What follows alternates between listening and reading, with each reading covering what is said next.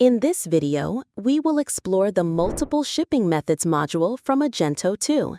It allows the admin to create and manage custom shipping options by setting titles, prices, weight limits, and zip code ranges, offering more flexibility in product delivery.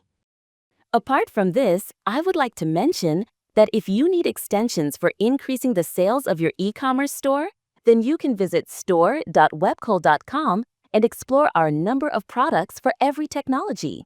We also have the user guide for the same in our blog sections, from where you can check the features and configuration and get to know the functionality of the extensions as well.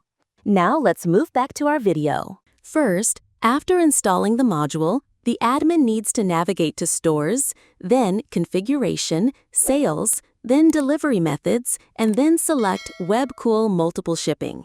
Here, the admin can enable or disable the module, set a title for the shipping method, which will be displayed on the checkout page, and configure other settings. These include selecting applicable countries, specifying particular countries to ship to, setting the sort order, and customizing the error message shown during checkout if the method is not applicable.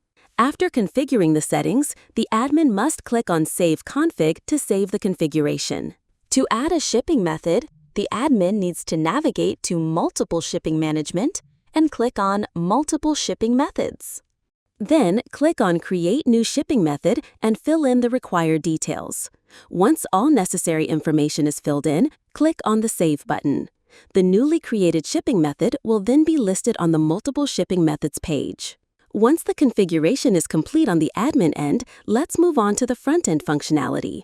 After the customer adds a product to the cart, the available shipping methods, based on the region code configured by the admin, will be displayed at checkout.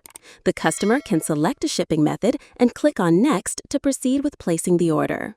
Afterward, the customer can click on the Place Order button to complete the purchase. The customer can also check the selected multi-shipping method on the Order Details page.